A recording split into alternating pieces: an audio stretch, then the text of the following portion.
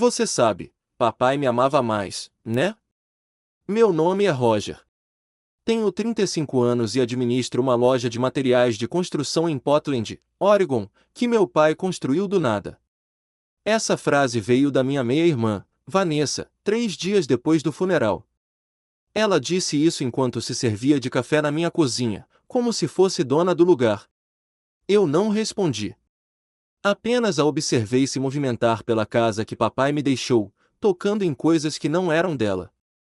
Meu pai morreu há 6 semanas, de ataque cardíaco aos 62 anos.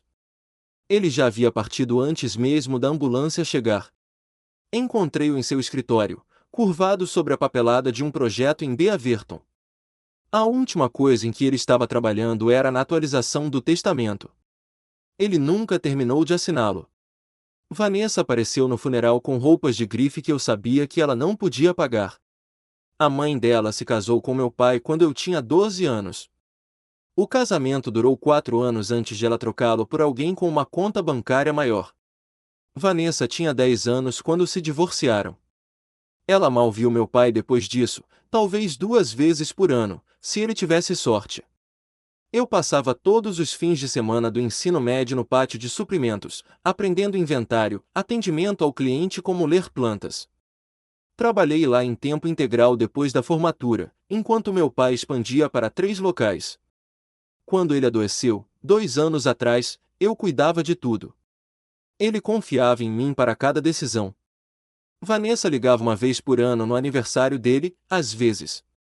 Só estou dizendo, continuou ela, colocando a caneca no balcão sem descanso, que ele ia querer que eu cuidasse dele. Você sabe disso. Eu não sabia.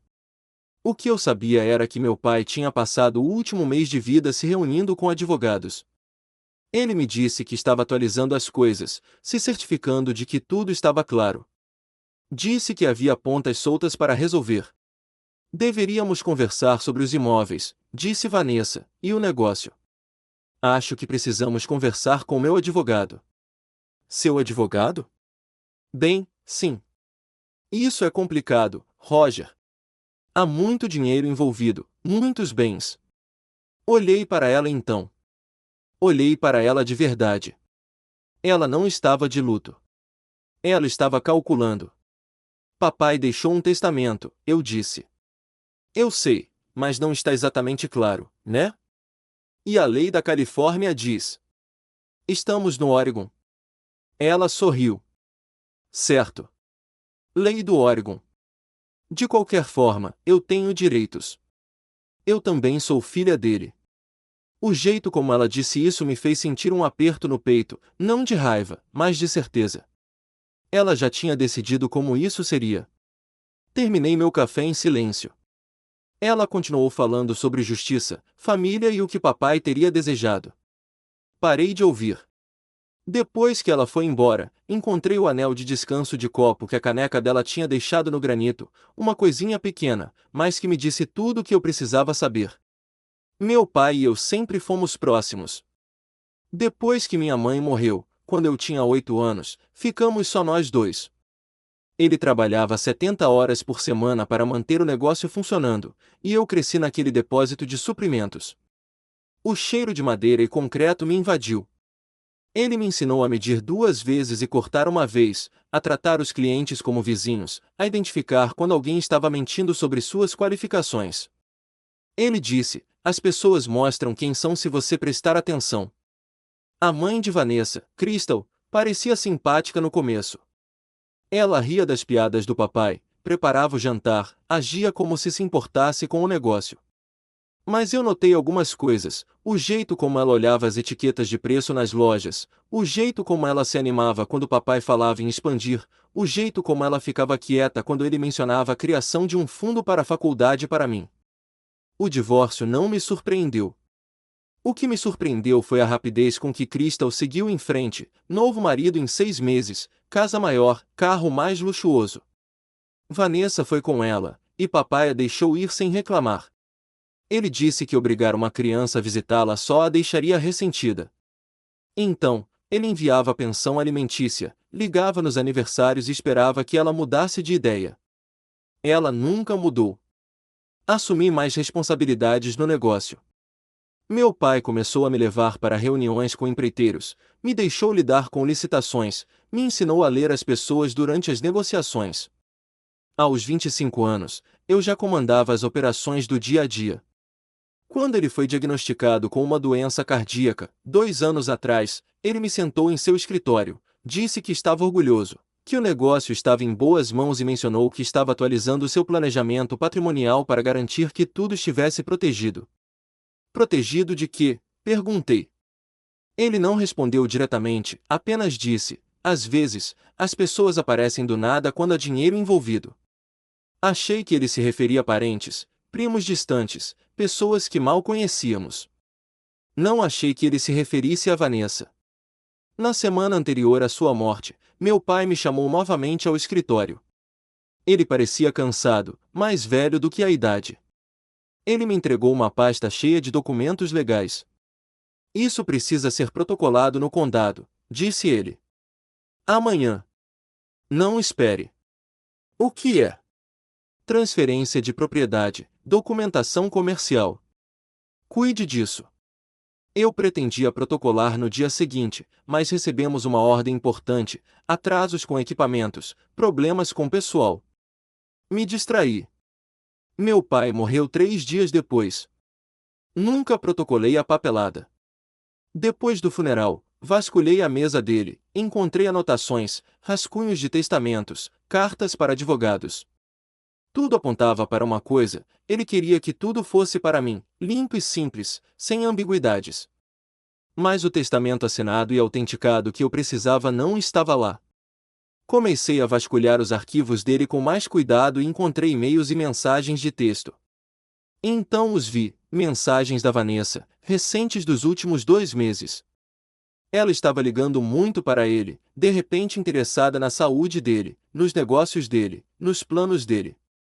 Senti um frio na barriga. A carta chegou 4 semanas após o funeral, papel timbrado, escritório de advocacia em Seattle. Vanessa estava entrando com uma ação contra o espólio. Ela queria metade de tudo: o negócio, as propriedades, as contas poupança, tudo. Seu argumento era simples: o testamento do pai estava incompleto. A lei de herança do Oregon lhe dava direitos como filha biológica. Ela alegou que ele havia prometido que ela seria cuidada, que havia dito que ela herdaria uma parte significativa do patrimônio dele. Li a carta 3 vezes. Depois liguei para a advogada com quem meu pai estava trabalhando. O nome dela era Patrícia, ela conhecia meu pai há 15 anos. Eu estava me perguntando quando você ligaria, disse ela. Você sabia disso? Seu pai previu. Ele me disse que Vanessa estava entrando em contato, de repente muito interessada nas finanças dele. Ele nunca mencionou isso para mim. Ele não queria te preocupar, mas foi minucioso, Roger. Muito minucioso. Então, onde está o testamento? Ela fez uma pausa. Isso é complicado. Ele estava finalizando. Ele tinha mais uma reunião marcada para o dia em que morreu. Meu estômago embrulhou. Mas Patrícia continuou: seu pai não foi descuidado. Ele deixou documentação, muita documentação. Que tipo de documentação? Cartas, declarações, registros financeiros. Ele sabia que Vanessa poderia tentar algo, então se preparou. Sentei-me no escritório do meu pai, olhando para a cadeira vazia à minha frente, aquela onde ele costumava sentar e discutir estratégias, onde me ensinou tudo. O que eu preciso fazer? Perguntei. Venha ao meu escritório. Traga tudo o que encontrou nos arquivos dele. E, Roger, não fale com a Vanessa. Não responda ao advogado dela. Deixe que eu cuido disso. Desliguei e fiquei em silêncio. A traição não era surpreendente, não mesmo. O que doeu foi o momento. Ela esperou até que ele fosse embora, até que ele não pudesse mais se defender, não pudesse mais contar o seu lado. Ela contava com o fato de eu estar muito arrasado para reagir, muito sobrecarregado para organizar uma defesa. Abri meu laptop, comecei a fazer cópias de cada arquivo, cada e-mail, cada mensagem de texto, organizando-os por data, por tópico, por relevância. trabalhei até às 2 da manhã. No dia seguinte, contratei um investigador particular. O nome dele era Leonard, um ex-detetive da polícia especializado em fraudes financeiras e disputas patrimoniais. Preciso que você investigue minha meia-irmã, eu disse. Tudo, as finanças dela, as comunicações dela com meu pai, qualquer coisa que mostre suas reais intenções. Leonard assentiu. Até onde você quer que eu vá?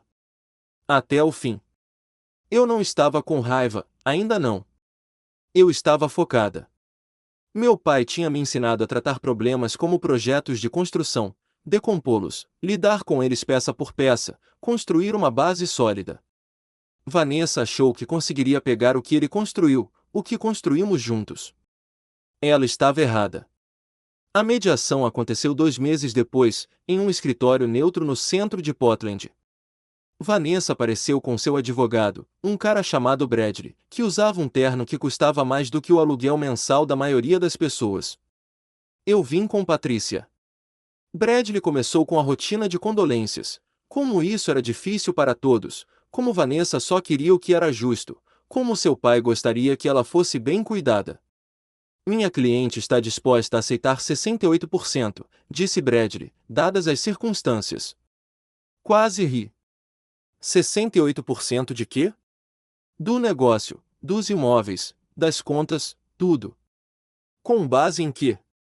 Com base na lei de herança do Oregon, com base no fato de não haver um testamento claro e executado, com base no relacionamento do seu pai com a minha cliente. Vanessa ficou sentada ali, com uma expressão triste. Ela havia aperfeiçoado o ato de filha em luto, lenço de papel na mão, olhos baixos. Patrícia deslizou uma pasta sobre a mesa. Antes de continuarmos, gostaria de apresentar alguns documentos. Bradley a abriu. Sua expressão mudou. Vanessa se inclinou para olhar. Era uma carta datada de 3 meses antes da morte de papai, autenticada em cartório, com a letra dele. A quem possa interessar, Patrícia leu em voz alta, escrevo isto para esclarecer minhas intenções em relação ao meu patrimônio. Meu filho Roger foi meu sócio nos negócios e na vida. Ele conquistou tudo o que pretendo deixar para ele. Minha filha Vanessa fez suas escolhas. Ela não demonstrou nenhum interesse em minha vida ou em meu trabalho além do que poderia herdar. Não desejo que ela receba nenhuma parte dos meus negócios ou propriedades. Esta é minha decisão final. A sala ficou em silêncio.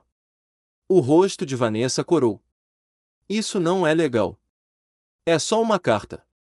É uma declaração de intenções autenticada em cartório, disse Patrícia, assinada pelo seu pai na frente de testemunhas.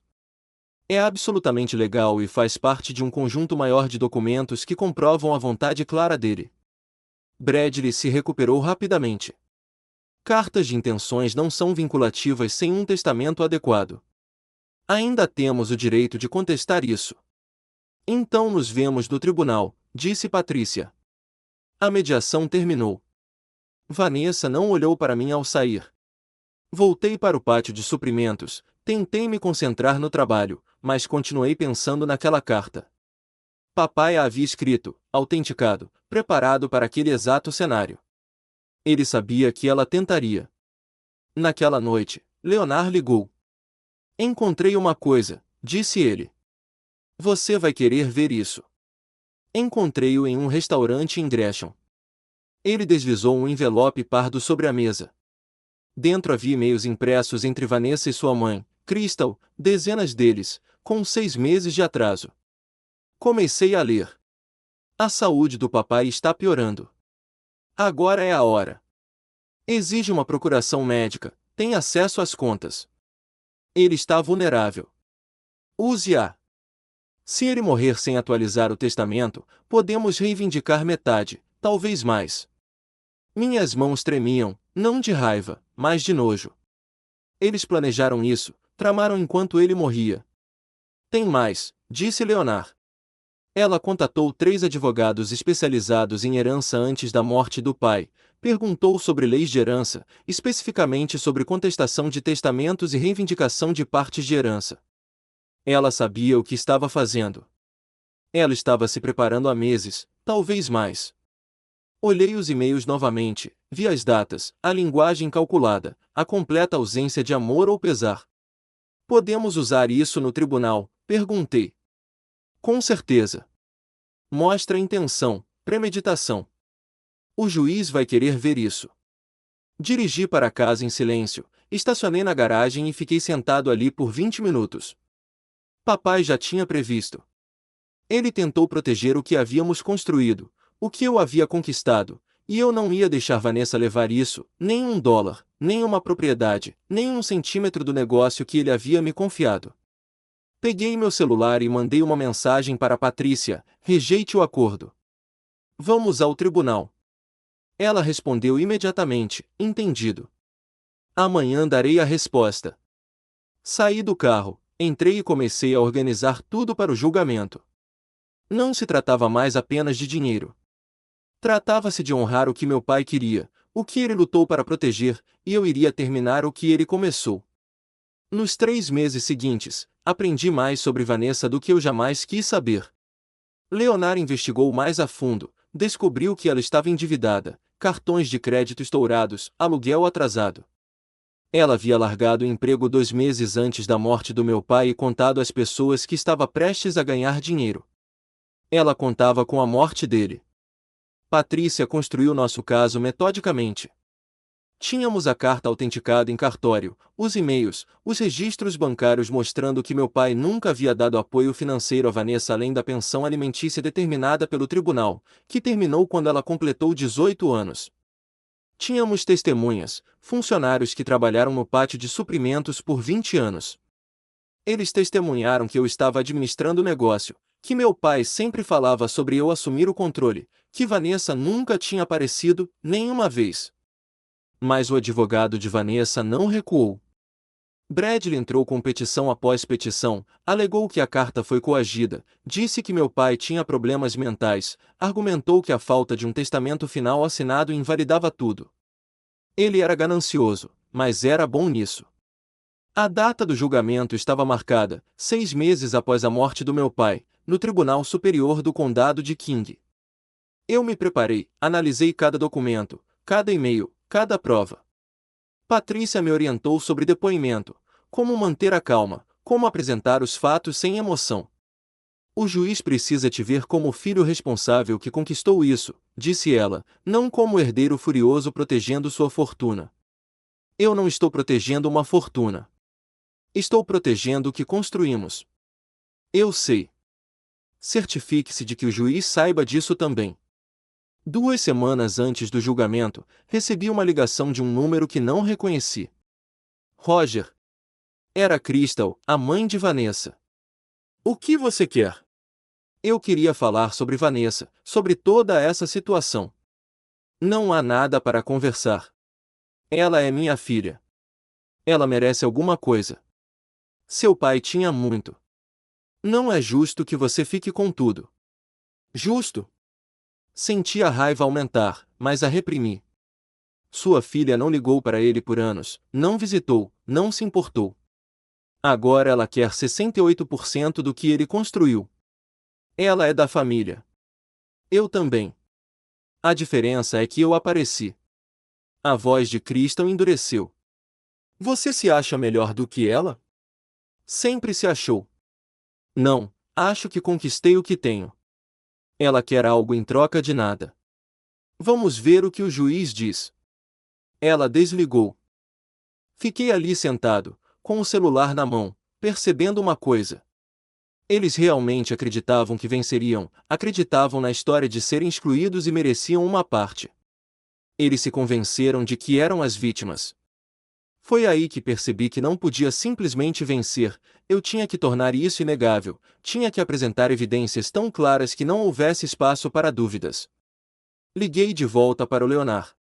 Preciso que você encontre tudo, cada e-mail, cada mensagem de texto, cada publicação nas redes sociais, qualquer coisa que mostre os verdadeiros sentimentos da Vanessa em relação ao meu pai. Tem certeza de que quer ir lá? Tenho certeza. Ele ligou de volta 3 dias depois. Encontrei as postagens dela no Facebook para amigos, comentários em tópicos de outras pessoas.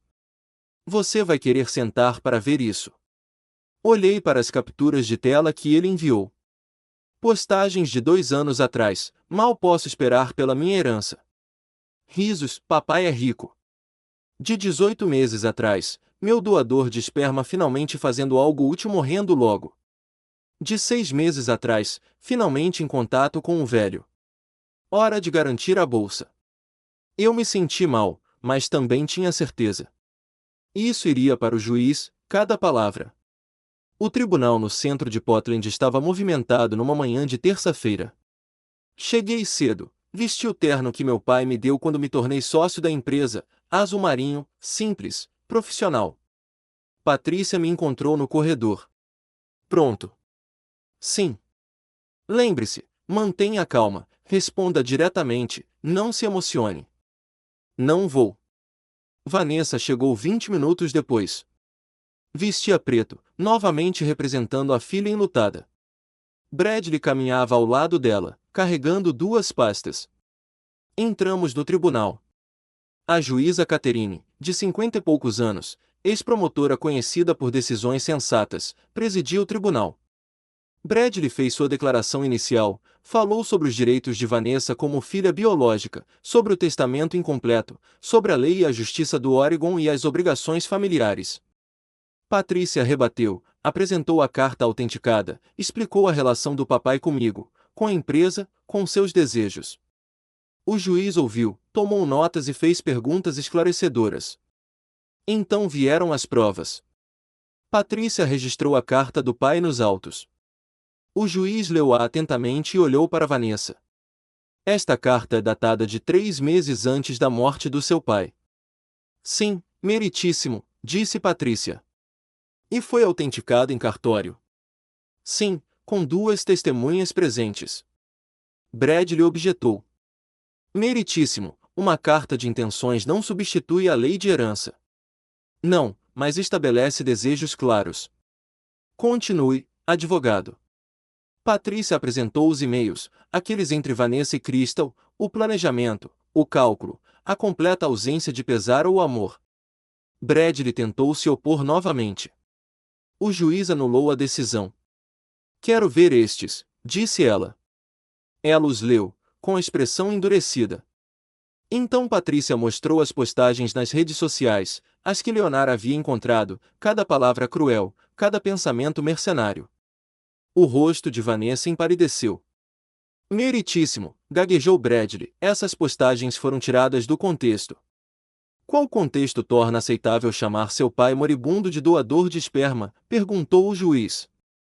Silêncio. O juiz se virou para Vanessa. Você escreveu essas postagens? Vanessa olhou para Bradley. Ele assentiu relutantemente. Sim, ela sussurrou.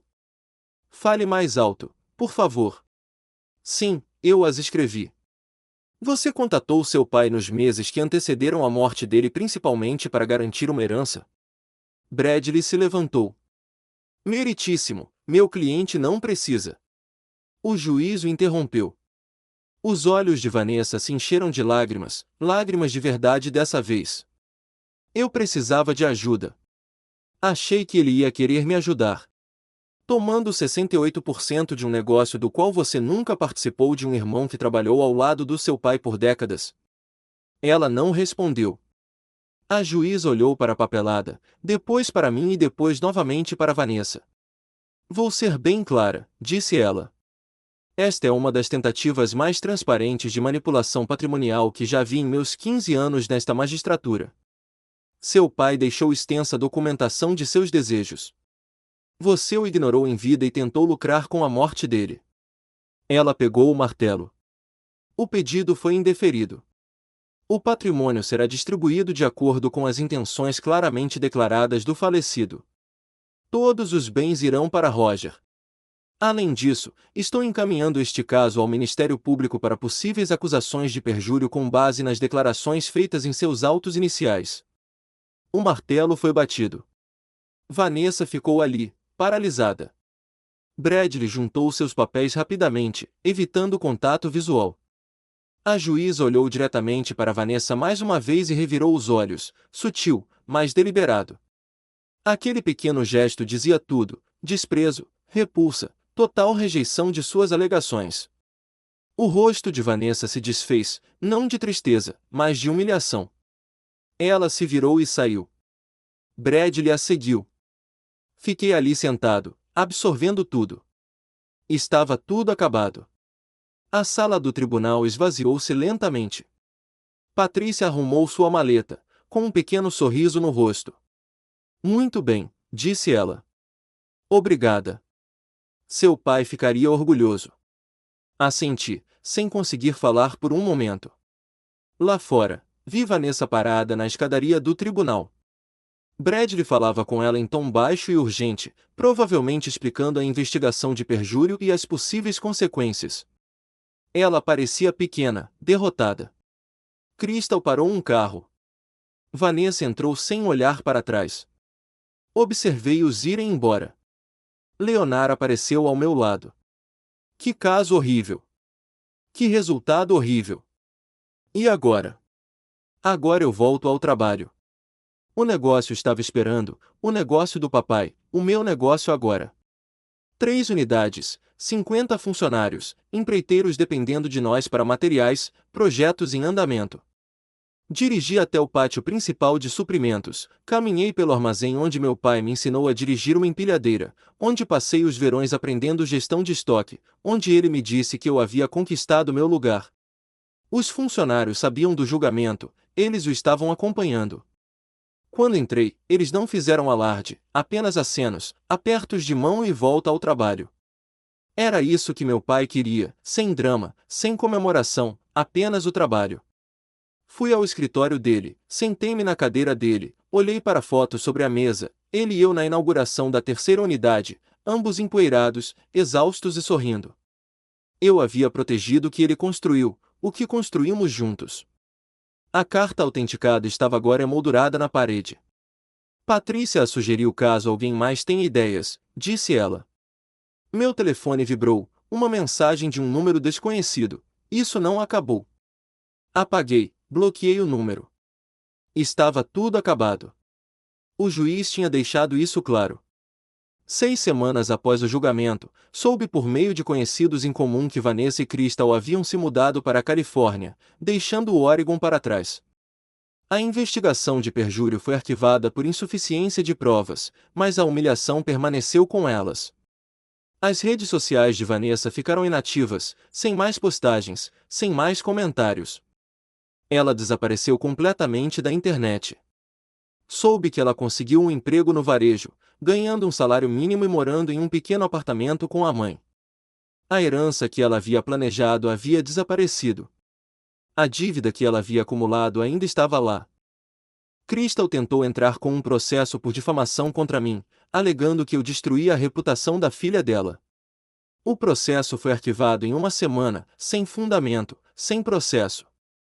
O negócio cresceu. Expandi para mais 2 locais, contratei 15 novos funcionários, implementei sistemas com os quais meu pai sonhava, mas nunca teve tempo de construir. Criei um programa de bolsas de estudo para crianças que queriam aprender ofícios, construção civil, eletricidade, encanamento, habilidades reais que construíam coisas reais. Dei o nome do meu pai. Eu não namorava muito, passava a maior parte do tempo no trabalho. Mas eu não estava sozinha. Eu tinha um propósito, tinha algo que valia a pena construir. Às vezes, eu andava pelo depósito tarde da noite, olhava o estoque, os equipamentos, os formulários de pedidos empilhados sobre a mesa. Meu pai construiu isso do nada. Eu continuei, fortaleci. Vanessa achou que conseguiria lidar com isso com um processo e uma história triste. Ela achava que ter parentesco de sangue bastava, que aparecer depois que alguém morresse lhe dava o direito de receber o trabalho da vida. Ela estava errada. Sangue não significa nada se você não estiver presente, se não aparecer, se não se importar até que haja dinheiro envolvido. Família é o que você constrói, não o que você reivindica. Aprendi isso com meu pai e não ia esquecer.